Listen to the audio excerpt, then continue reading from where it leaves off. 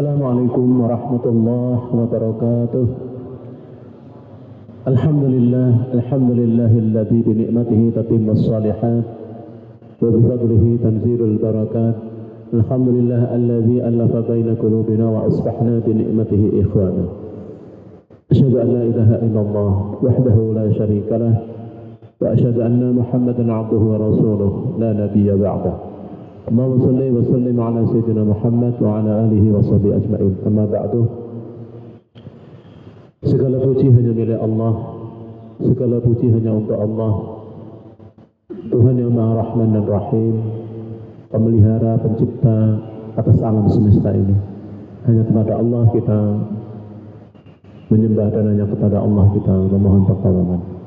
Salawat dan salam semoga tercurah pada Nabi kita, Nabi besar Muhammad sallallahu alaihi wasallam. Jamaah rahimakumullah, alhamdulillah pada pagi hari ini kita semua dapat hadir di masjid yang kita cintai, Masjid Al-Khurriyah IPB. Moga-moga kehadiran kita Allah catat sebagai amal soleh, Allah catat sebagai ibadah, dan Allah catat sebagai orang-orang yang memuliakan Masjid Allah. Jamaah baik yang hadir maupun yang secara online hadir, alhamdulillah insyaallah pagi hari ini kita akan melanjutkan tadabbur ayat Al-Quran, yaitu surah Al-Baqarah ayat 151. A'udzu billahi minasyaitonir rajim. Bismillahirrahmanirrahim. Kama arsalna fiikum rasulan minkum yatlu 'alaikum ayatina wa yuzakkikum wa yu'allimukumul kitaba wal hikmah wa yu'allimukum ma lam takunu ta'lamun. Allah Subhanahu wa taala berfirman di dalam surah Al-Baqarah ayat 151 ini, kama arsalna fikum, sebagaimana kami telah menyempurnakan nikmat kepadamu. Kami mengutus telah mengutus kepadamu seorang rasul minkum yatlu 'alaikum ayatina. Menyempurnakan nikmat kami telah mengutus kepada rasul di antara kamu yang membacakan ayat-ayat kami. Kemudian wa yuzakkikum wa yu'allimukumul kitaba wal hikmah, yang mensucikan kamu, yang mengajarkan kepada kamu Alkitab dan Al-Hikmah, serta mengajarkan kepada kamu apa yang belum kamu ketahui. Hadirin, ayat 151 ini terkait dengan ayat sebelumnya yang Allah membicarakan atau Allah menyampaikan terkait dengan pemindahan arah kiblat, arah kiblat. Bahwa pemindahan arah kiblat yang tadinya ke Baitul Maqdis menuju ke Makkatul Mukarramah atau Ka'bah sesungguhnya merupakan kemuliaan, keutamaan dan nikmat yang paling besar. Kita sekarang merasakan bagaimana apa yang Allah perintahkan dengan memindahkan arah kiblat itu, benar-benar kita memiliki simbol-simbol persatuan yang menyatukan umat Islam seluruh dunia. Mereka sholat menghadap ke arah yang sama, yaitu ke arah kiblat yang berpusat di Ka'bah, yang berpusat di Masjidil Haram di Makkah. Dan ini adalah merupakan nikmat yang luar biasa yang telah Allah kanugerahkan kepada umat Islam. Sehingga bagaimana umat-umat yang lain, mereka masing-masing memiliki kiblat. Jadi kan Allah mengatakan bahwa masing-masing memiliki kiblat dan kamu tidak akan menghadap kiblat mereka dan mereka juga tidak mau menghadap kiblat kita. Tapi yang sekarang kita rasakan adalah bagaimana pemindahan arah kiblat dari Baitul Maqdis ke Ka'bah di Makkah ini sungguh merupakan sebuah kemuliaan, keagungan yang besar yang diberikan oleh Allah kepada kaum muslimin, kepada umat Islam, yang membuat tidak suka dan iri ya, terutama orang-orang Yahudi dan orang-orang yang kafir, bagaimana Islam memiliki lambang-lambang persatuan dan simbol-simbol persatuan yang demikian luar biasa.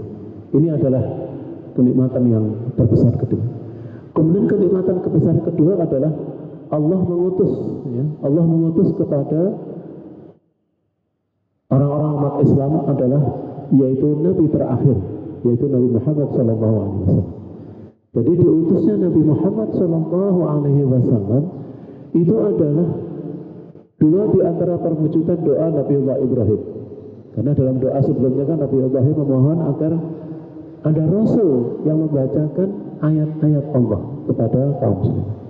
Dan Allah mengabulkan doa Nabiullah Ibrahim ini.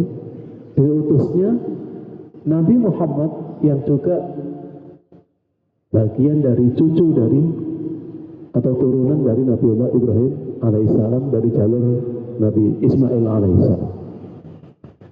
Karena itu sekalian,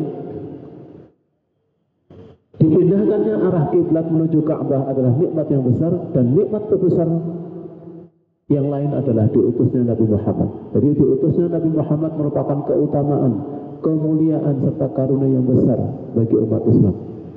Walaupun orang-orang Yahudi tidak menyukainya. Dan itu yang diminta oleh Nabi Ibrahim alaihissalam. Makanya kalau ditanya apa nikmat terbesar yang telah Allah berikan kepada kita, diutusnya Rasulullah Muhammad SAW. Nah, diutusnya Nabi Muhammad SAW itu memiliki tiga tugas, ya, tiga tugas utama kenabian. Pertama adalah yatlu alaikum ayatina. Tugas Nabi pertama adalah membacakan ayat-ayat Allah, membacakan ayat-ayat Allah Subhanahu wa taala. Itu tugas Nabi pertama. Tugas Nabi yang kedua adalah wa yuzakkikum, atau dalam ayat lain wa yuzakkihim, yang bertugas kedua adalah membersihkan, mensucikan jiwa-jiwa. Dan yang ketiga adalah wa yu'allimukumul kitaba wal hikmah, yang mengajarkan Alkitab, Al-Quran, kitab-kitab Allah, dan Al-Hikmah. Al-Hikmah ini ada yang mengatakan hadis atau sunnah, ada juga yang mengatakan hikmah itu adalah buah dari pemahaman terhadap Al-Quran atau Alkitab. Semua itu adalah hikmah. Dan dengan itu maka Allah mengajarkan kepada kamu apa-apa yang kamu belum ketahui. Jadi jamaah sekalian rahimakumullah, inilah tugas utama Rasul. Ya, tugas utama Rasul itu 3 poin ini. Tidak ada yang disampaikan oleh Rasulullah, para Rasul, selain yang disampaikan adalah ayat-ayatnya. Karena Rasul itu adalah utusan, ya, utusan Allah. Dan utusan itu tentu menjalankan fungsi dan tugas utamanya adalah membacakan ayat-ayatnya. Makanya kalau kita lihat para nabi itu tugas utama adalah menyampaikan ayat-ayat, dan ayat-ayat itu ada 2, ayat yang tertulis maupun ayat yang tidak tertulis. Coba kita lihat kisah Nabiullah Ibrahim alaihissalam. Ketika mengajarkan kepada mereka, diajarlah orang itu untuk berpikir rasional. Ketika mereka menyembah Tuhan berupa sesembahan beberapa berhala, maka Nabi Ibrahim mengajak kepada mereka, ya kan? Mengapa kamu menyembah apa yang tidak memberikan manfaat? Bahkan dia mencontohkan, kalau seandainya yang paling bermanfaat itu Anda lihat adalah matahari, bulan. Tapi Nabi Ibrahim mengajarkan bahwa itu semua juga tidak layak untuk disembah, karena pasti ada yang menciptakannya. Karena semuanya itu hilang, tidak kekal. Karena itu Nabi tugasnya itu adalah membacakan ayat-ayat baik yang tertulis maupun yang tidak tertulis. Karena ayat-ayat Allah itu memang 2 itu. Ya. Nah kemudian ini penting ya digarisbawahi. Kemudian wayu zakikum, dan membersihkan jiwa. Sekalian, untuk berusaha membersihkan jiwa manusia itu hanya satu, ketika kita membacakan kepada mereka ayat-ayat Allah. Jangan berharap orang akan bersih jiwanya, akan suci jiwanya tanpa ayat-ayat Allah. Jadi yang membersihkan jiwa manusia itu adalah ketika ayat-ayat Allah itu diperdengarkan, kemudian mereka mendengarkannya, mereka merenung. Orang akan mudah terenyuh, orang akan mudah dia sadar, bertobat dengan melihat kebesaran Allah Subhanahu wa taala. Melihat ayat-ayat Allah yang ada di alam saja, tidak sedikit orang yang kemudian sadar dan bertobat, bersih. Jadi untuk membersihkan jiwa manusia itu nggak mungkin dengan bacaan yang lain. Tidak mungkin, sekali lagi. Kenapa? Karena yang sesuai dengan fitrah manusia itu adalah apa yang datang dari Allah, Tuhan pencipta manusia. Ini membersihkan, mensucikan jiwa manusia, malah dibacakan hal-hal yang lain bukan dari ayat Allah, tidak akan dapat membersihkan jiwa manusia. Makanya disinilah para jamaah sekalian, kita harus senantiasa selalu membacakan ayat-ayat Allah ini. Sekali mungkin orang itu masih menolak, dua kali mungkin masih menolak, ketiga kali mungkin dia masih mulai mikir. Apalagi kalau sering kita bacakan dengan cara yang lemah lembut, dengan cara yang baik, maka dia akan terenyuh. Masih ingat kisah bagaimana Islamnya sahabat Umar bin Khattab radhiyallahu anhu? Mungkin dia membaca ayat-ayat itu biasa saja, tapi begitu yang membacakan adalah yaitu ponakannya sendiri gitu.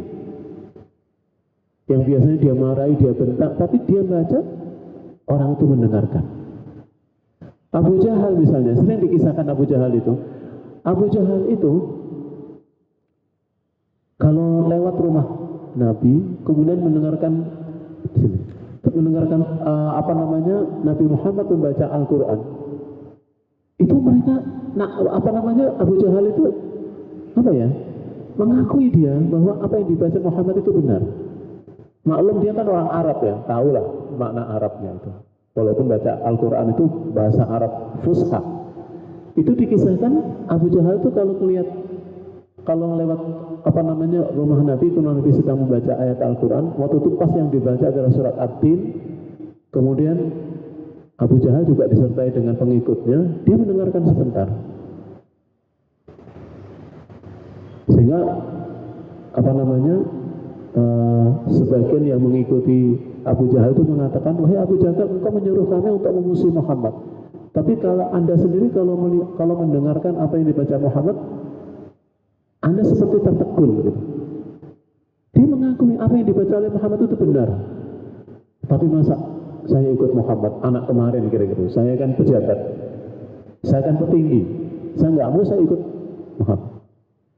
Jadi itulah kekuatan Al-Quran, itulah kekuatan ayat-ayat Allah. Ketika kita bacakan dengan cara yang baik, dengan penuh kesungguhan, dengan tawakal kepada Allah, ayat-ayat Allah itu mampu untuk mensucikan jiwa manusia.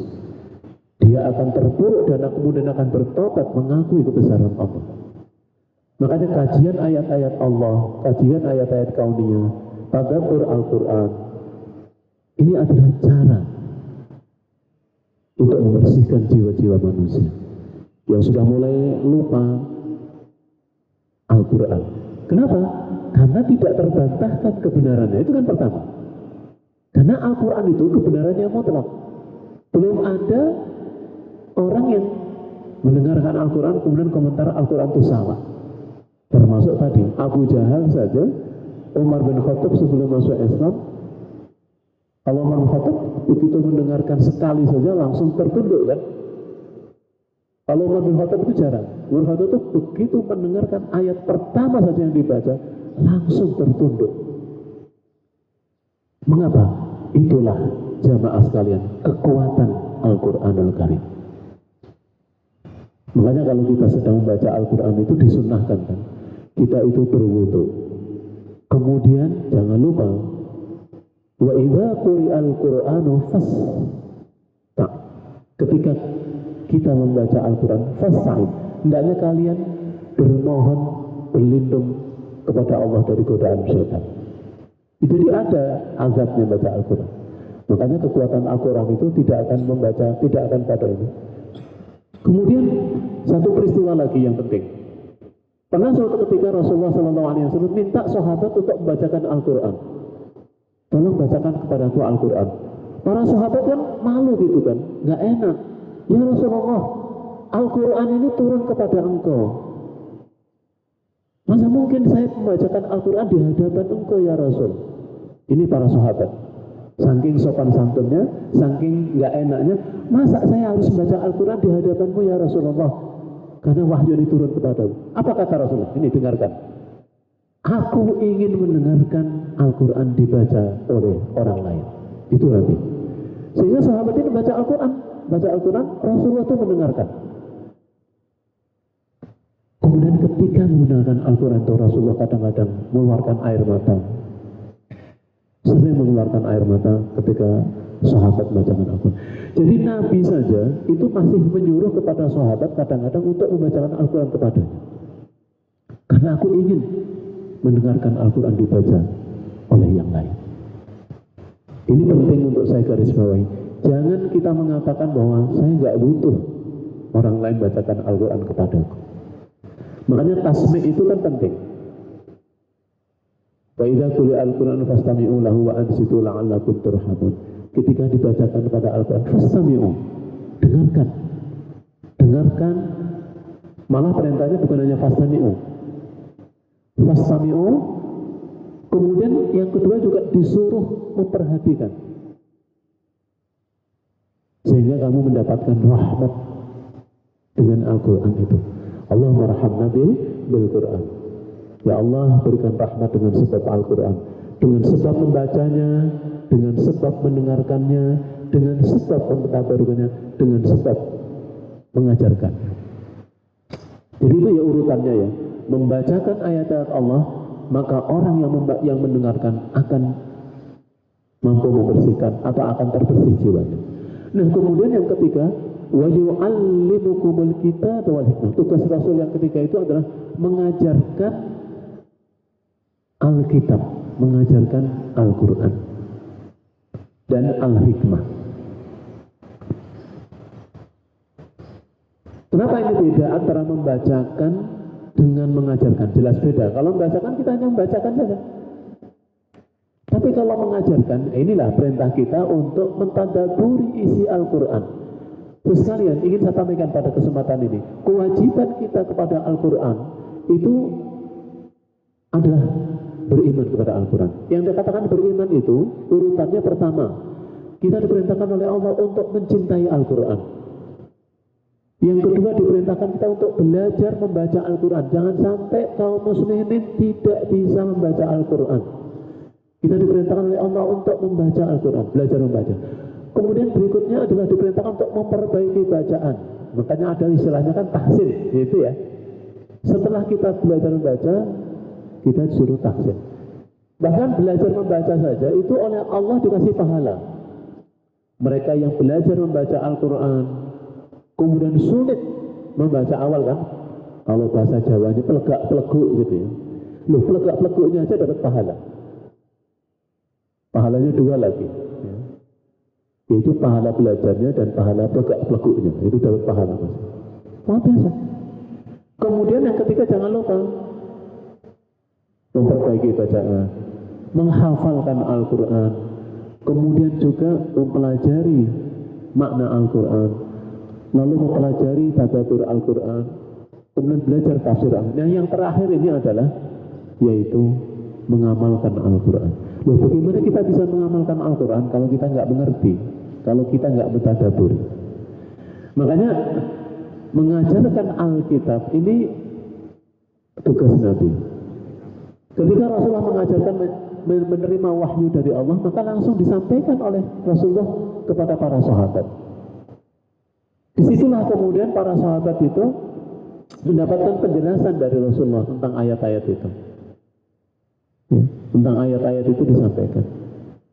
Memang saya belum pernah bagaimana suasana ketika Rasulullah menyampaikan wahyu kepada para sahabat, tapi ada satu ketika Rasulullah menyampaikan ini ya, bahwa terjadi dialog di situ. Tapi dialognya itu bukan mempertanyakan tentang isi ayatnya, tapi tentang minta penjelasan. Contoh, ketika Nabi menyampaikan ayat di dalam surat Ali Imran, ya, kalau nggak salah Ali Imran ayat 104 ya kalau nggak salah. Ya ayyuhalladzina 101 atau 102. Ya ayyuhalladzina amanu taqullaha haqqa tuqatih wa la tamutunna illa wa antum muslimun. Hai orang yang beriman, bertakwalah kamu kepada Allah dengan takwa yang sebenar-benarnya. Nah, di sini sahabat nanya, "Ya Rasulullah, Allah memerintahkan kita untuk bertakwa dengan takwa yang sebenar-benarnya. Apakah yang dimaksud dengan takwa yang sebenar-benarnya itu? Apakah kami ini sudah tergolong orang yang bertakwa yang sebenar-benarnya?"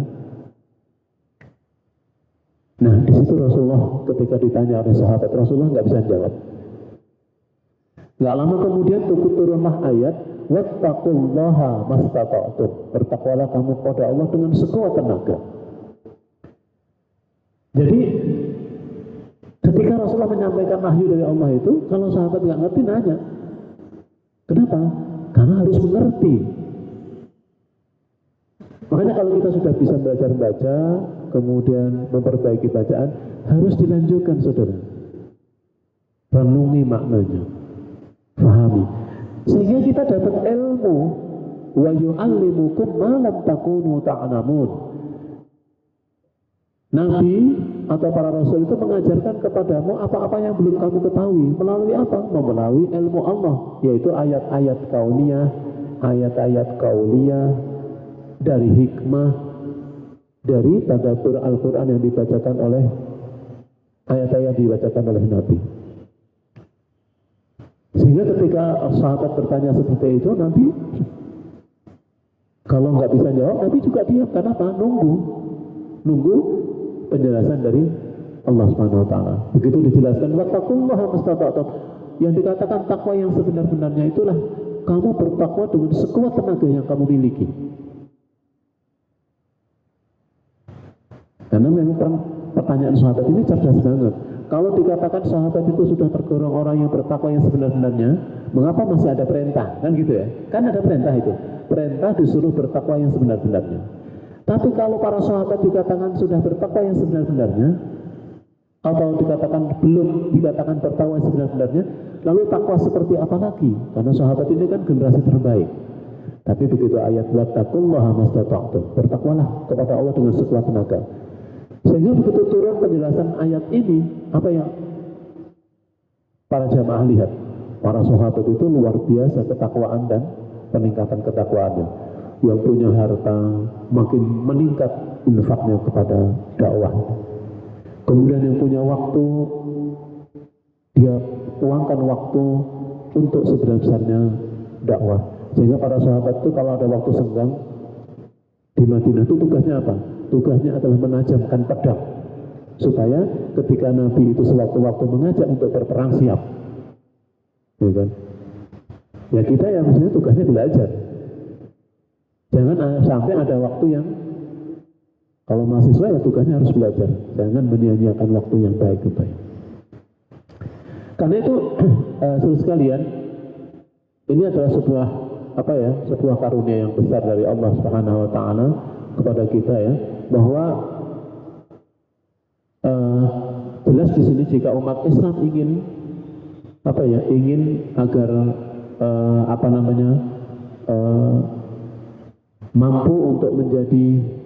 mampu menjawab segala masalah ya, maka harus kembali kepada Al-Quran dan beriman dengan benar kepada Al-Quran ya. Kemudian ayat berikutnya, mari kita renungkan. Ini ayat yang luar biasa. Fadhkuruni azkurukum washkuruli wala takfurun. Ayat yang paling favorit saya sukai ini.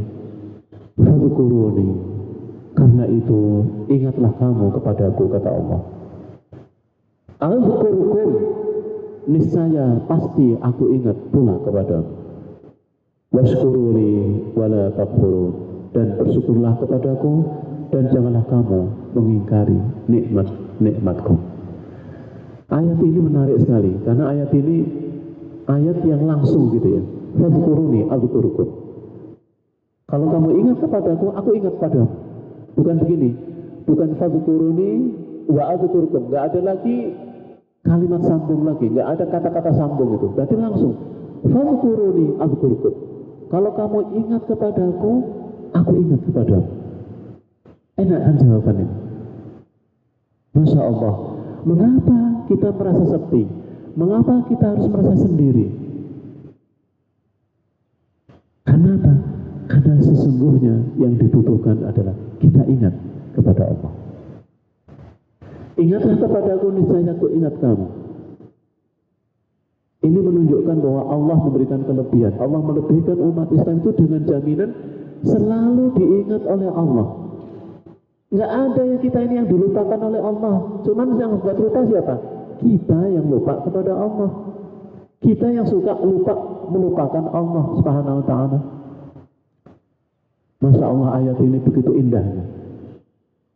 Begitu indahnya hadir. Ya. Tidak ada. Allah itu selalu hadir. Allah itu lebih dulu ingat kepada kita. Yang dibutuhkan ingat nggak kita kepada Allah. Tapi ternyata ingat kepada Allah itu nggak gampang, nggak mudah. Yang suka kan kita yang lupa kepada Allah. Kita ini seringnya lupa kepada Allah. Karena kita lupa kepada Allah, maka kita juga jadi lupa pada diri sendiri malah. Lupa hukum-hukum Allah, lupa tanggung jawab. Karena kita lupa kepada Allah Subhanahu wa ta'ala. Makanya ayat ini haruslah memiliki penenang dalam jiwa kita. Betapa Allah itu sayangnya kepada kita. Allah itu selalu ingat yang dibutuhkan kita. Makanya ada sebuah doa yang diajarkan oleh Nabi ketika sholat. Jangan sampai kamu meninggalkan doa ini. Karena pernah suatu ketika dalam sholat berjamaah, begitu selesai sholat, Mu'ad itu langsung pergi. Mungkin ada keperluan, ada hajat atau yang lain ya. Nabi menyetop, wahai Mu'ad, diam dulu. Jangan meninggalkan tempat sholat sebelum kamu berdoa. Allahumma a'inni ala zikrika wa syukrika wa husni ibadati. Ya Allah, tolonglah aku agar aku selalu ingat kepadamu. Ya Allah, bimbinglah aku, tolonglah aku agar aku selalu bersyukur kepadamu.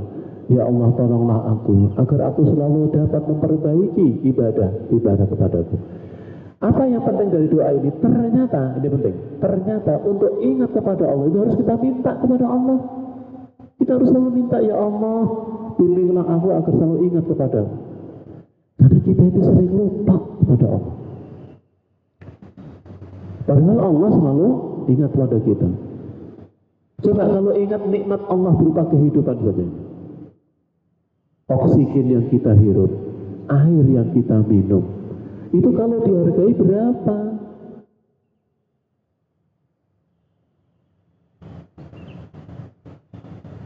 Beberapa waktu yang lalu ketika COVID, orang berebut tabung oksigen, ya kan? Dan mahal lagi tabung oksigen itu, butuhannya ini. Padahal kalau sehat kita oksigen gratis.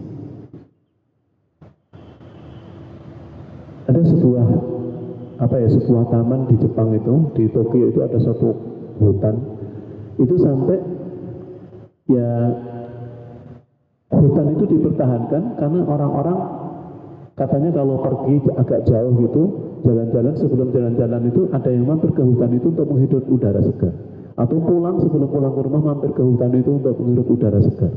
Makanya di kota-kota di Eropa, kota modern, itu selalu ada hutan di kota itu. Kenapa? Karena itu pensuplai oksigen. Dalam sebuah teori dikatakan setiap orang itu dia membutuhkan beberapa buah tanaman untuk bisa mensuplai oksigen. Nah, kita kadang-kadang kan nggak perhatikan itu. Kota, area tidak memperhatikan tanaman, padahal itu adalah. Karena itu sekalian, kalau ingat nikmat Allah, kita malu kalau kita tidak ingat kepadanya. Makanya ingatlah kepada Allah. Dan ini juga seruan kepada kaum muslimin, seruan waskuru li wala takfurun. Yang namanya ingat kepada Allah itu bersyukur. Makanya doa kedua tadi, bimbinglah ya Allah agar aku dapat mensyukuri nikmat-nikmat. Mungkin ada yang bertanya, Ustaz, kalau bersyukur kan berarti ingat kepada Allah Subhanahu wa taala. Bagaimana orang bisa bersyukur? Ingat kepada Allah aja enggak? Ya, makanya banyak orang yang dalam bersyukur itu lupa kepada pemberi nikmat itu. Kadang-kadang kita dikasih oleh orang mungkin uang, rasanya terima kasihnya berlebihan. Dia lupa bahwa yang memberi hakikatnya ada Allah. Perantaranya aja manusia, kan gitu. Ya kan? Kemudian karena itu bersyukur tidak hanya dengan lisan tapi juga dengan hati sampai melahirkan ketaatan. Ya. Nah, saya ingin mengungkap sedikit sini adalah sekalian, kalau kita renungkan nikmat Allah itu kan ada paling enggak ada dua yang besar. Pertama nikmat lahir, nikmat zahiriyah, nikmat sarana hidup, alam semesta yang diciptakan oleh Allah ini adalah menjadi nikmat fisik terbesar yang diberikan oleh Allah kepada kita. Sehingga dengan semua nikmat yang telah Allah berikan melalui berupa ayat-ayat kauniyah, tanaman-tanaman, kemudian hewan, ternak, semua ini nikmat Allah. Kenapa? Karena yang menumbuhkan dan yang menghidupkan adalah Allah. Untuk siapa? Untuk manusia. Itu baru sarana hidup. Tapi ingat, ada nikmat kedua yang penting, nikmat batin, nikmat batinah. Itulah nikmat berupa pedoman hidup. Allah menurunkan Al-Quran, mengutus kepada kita Nabi Muhammad SAW yang menunjukkan petunjuk, adalah nikmat terbesar, nikmat pedoman hidup. Memang sih orang nggak beragama juga bisa hidup kalau tercukupi sarana hidupnya. Memang benar. Tapi ingat, sumber persoalan utama ketika orang itu berlebihan sarana hidup tapi tidak punya tuntunan, iya kan? Nggak punya petunjuk, nggak punya pedoman. Itulah sumber dari segala musibah. Jadi Allah itu menyediakan kepada kita sebagai bangsa Indonesia. Kita ini dikasihi Allah semuanya. Air berlimpah, tanaman mudah tumbuh sepanjang tahun lagi. Karena saya pernah di Eropa, pernah di Jerman, itu namanya menikmati tanaman itu hanya beberapa bulan kan. Habis itu kan gugur. Habis itu kemudian musim salju, nggak lihat lagi daun-daun. Kita sepanjang evergreen, iya kan? Kita menikmati itu semua. Tetapi satu, ketika kita tidak memiliki pedoman dalam menikmati kenikmatan itu, terjadi kekacauan. Jadi sumber kekacauan, sumber musibah, bukan Allah mengurangi nikmatnya itu, sarana hidupnya tetap, tapi tidak mempergunakan sesuai dengan petunjuk Allah Subhanahu wa taala. Kita kan nggak kekurangan ini. Tapi mengapa? Ada yang tidak bisa makan, ada yang jatuh dalam kemiskinan, ada yang terjerat utang. Masya Allah, sedih. Nah, betapa indahnya ketika kita mendapatkan nikmat kedua-duanya, gabungan ini, yaitu sarana hidup kita diberikan oleh Allah, pedoman hidup, itulah kenikmatan yang luar biasa. Namanya kenikmatan yang sempurna. Itulah yang dikatakan pertolongan Allah Subhanahu wa taala. Nah, karena itu saudara sekalian, apa rukun syukur yang penting? Ini ada 3 yang penting yang saya ingatkan. Pertama adalah yang dikatakan orang bersyukur itu pertama al-i'tiraf, mengakui, ada pengakuan bahwa semua nikmat itu dari Allah. Pertama, makanya kalau kita mendapat nikmat itu, apa yang kita ucapkan pertama? Alhamdulillah, segala puji milik Allah. Karena yang layak dipuji hanya Allah. Jangan lupa, pertama Alhamdulillah. Sampai Rasulullah mengatakan, wa bi kulli halin wa ala kulli halin alhamdulillah. Setiap kesempatan ucapkanlah Alhamdulillah. Karena apa? Karena ini pengakuan.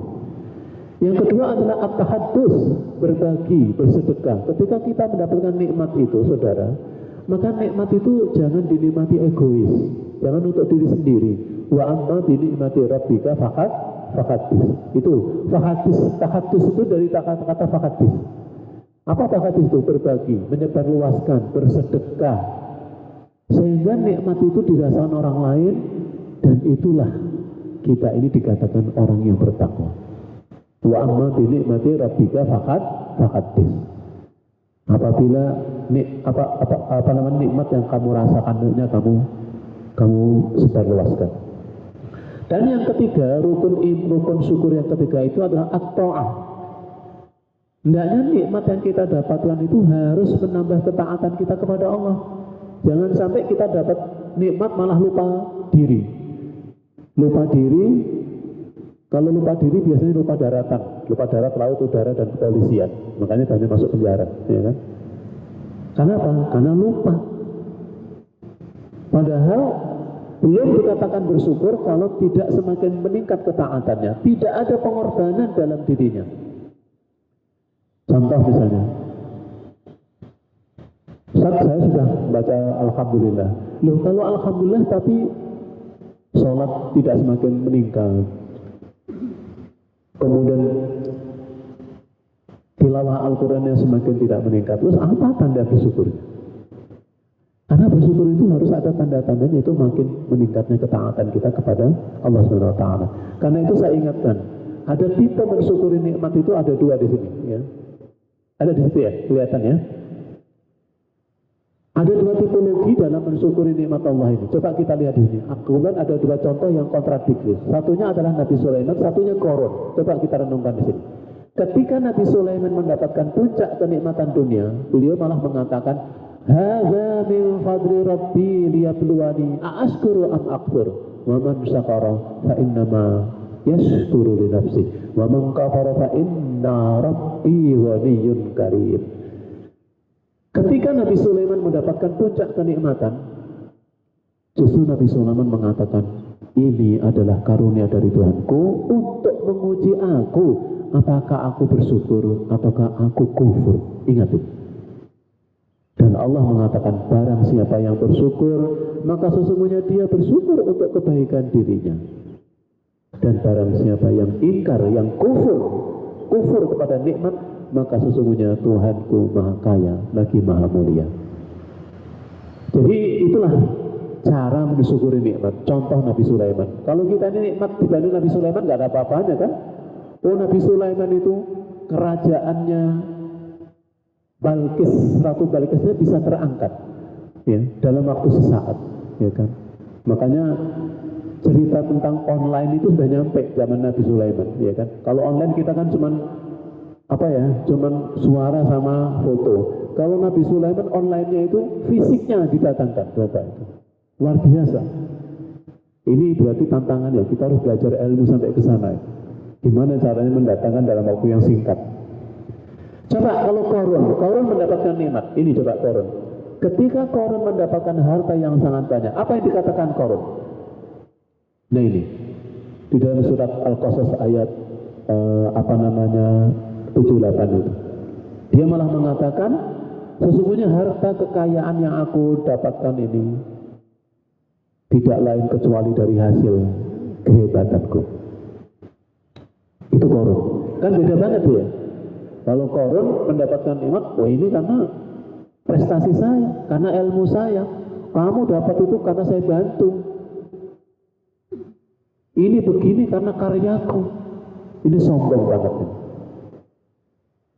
Makanya apa yang terjadi pada Qarun oleh Allah dihancurkan dalam sesaat. Ya. Di dalam Al-Quran, coba baca surat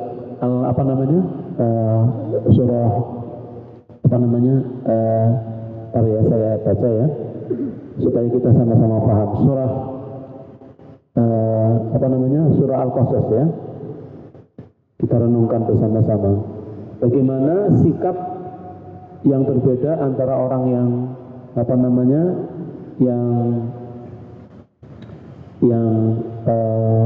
beriman dengan orang kufur ketika mensyukuri nikmat Allah Subhanahu wa taala. Ada? Ya. A'udzubillahi minasyaitonirrajim. Nah ini kisahnya ya. Ayat 78.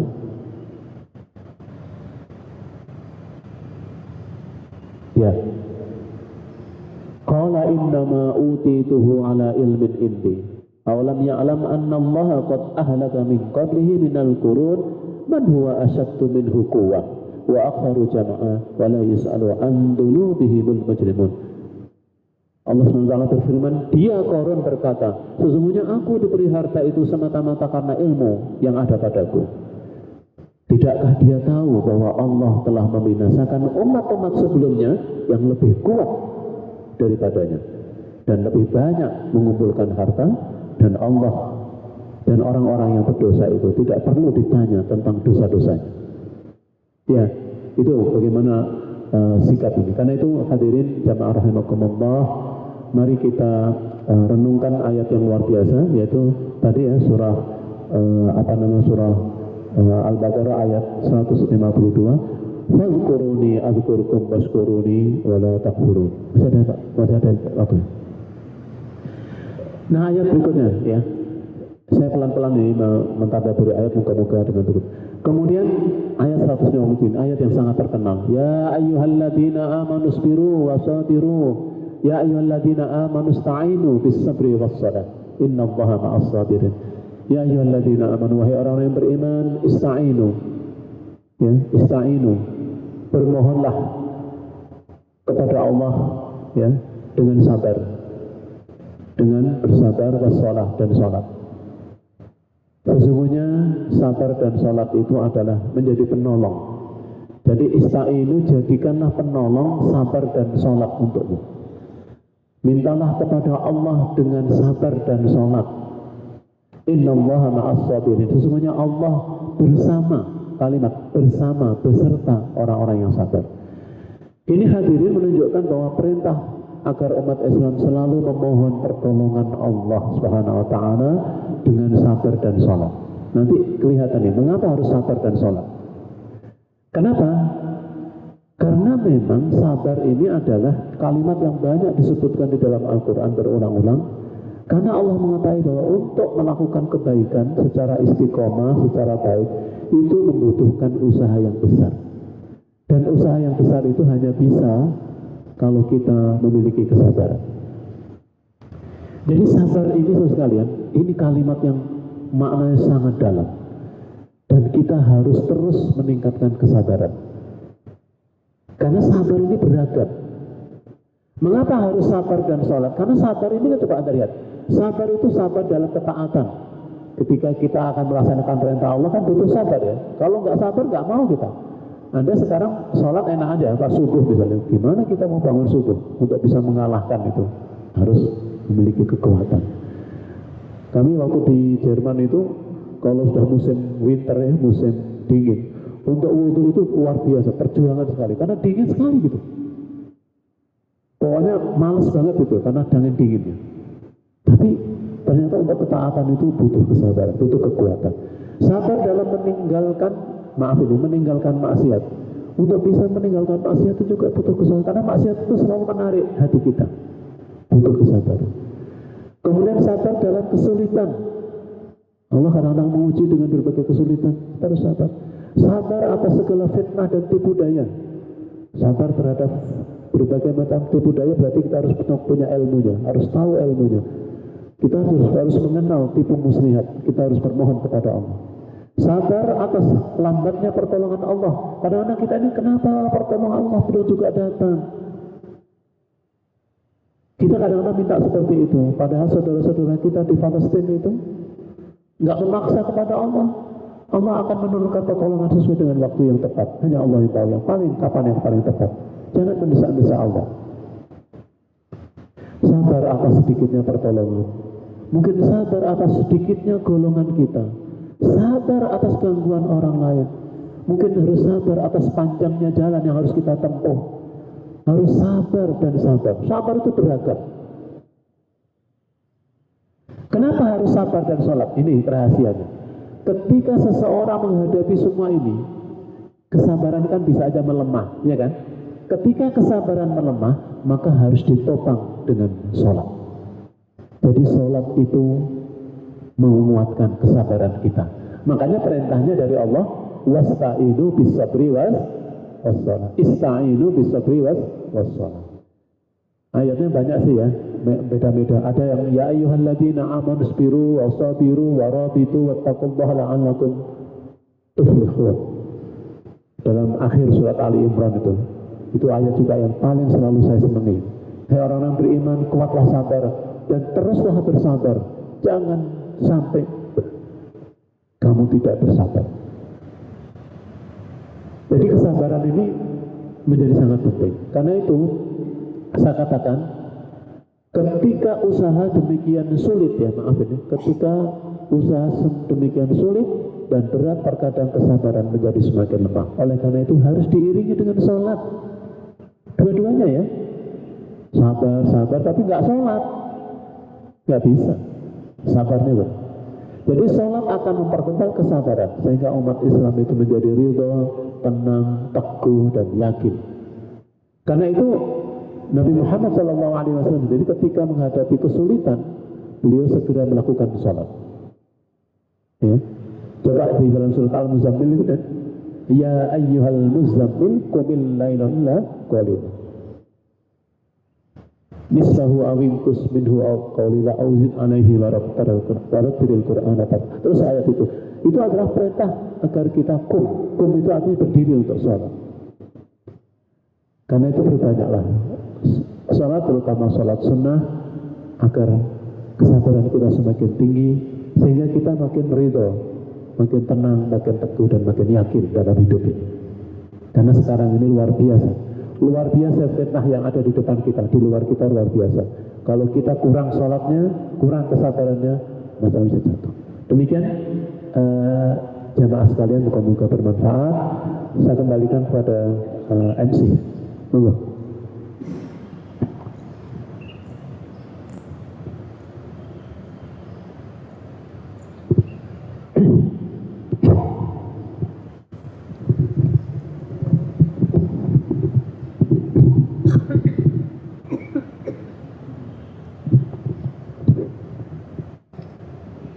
Syukran kasiran jazakallahu khair kepada Ustadz Abdul Munif yang telah menyampaikan materi tadabbur Al-Quran pada pagi hari ini. Semoga apa saja yang disampaikan oleh Ustadz dapat kita amalkan bersama-sama. Amin amin ya rabbal alamin. Baik, selanjutnya kita masuki sesi terakhir, yaitu doa yang akan disampaikan oleh Ustadz Abdul Munif. Kepada Ustadz dipersilahkan.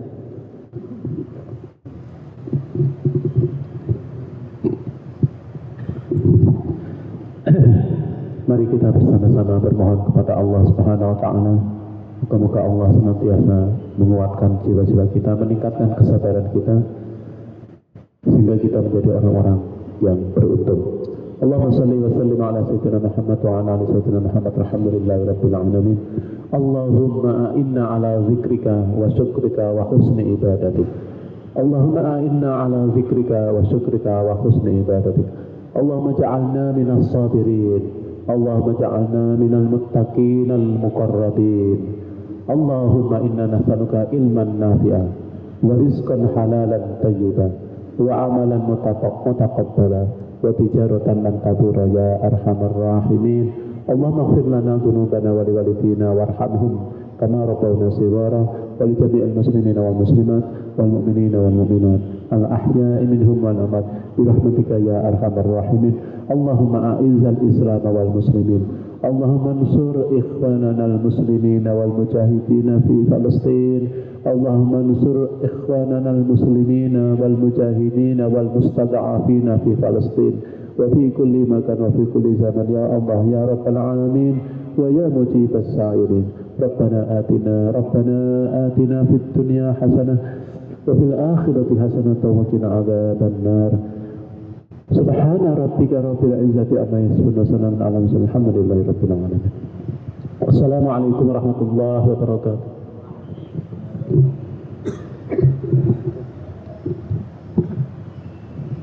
Amin amin ya rabbal alamin. Terima kasih banyak kepada Ustadz yang telah membacakan doa sebagai penutup pada kajian pagi hari ini.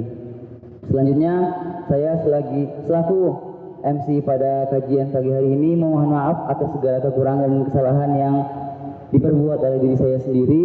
Semoga kedepannya apa yang telah disampaikan dan apa yang telah didapat dari materi pada kajian kali ini dapat menjadi amal jariah bagi kita semua. Amin amin ya rabbal alamin. Sebagai penutup, izinkan saya untuk menyampaikan salam, menyampaikan pengingat kepada jamaah yang menghadiri kajian pada pagi hari ini, baik secara offline maupun online, untuk mengisi presensi yang telah disediakan. Syukran. Assalamualaikum warahmatullahi wabarakatuh.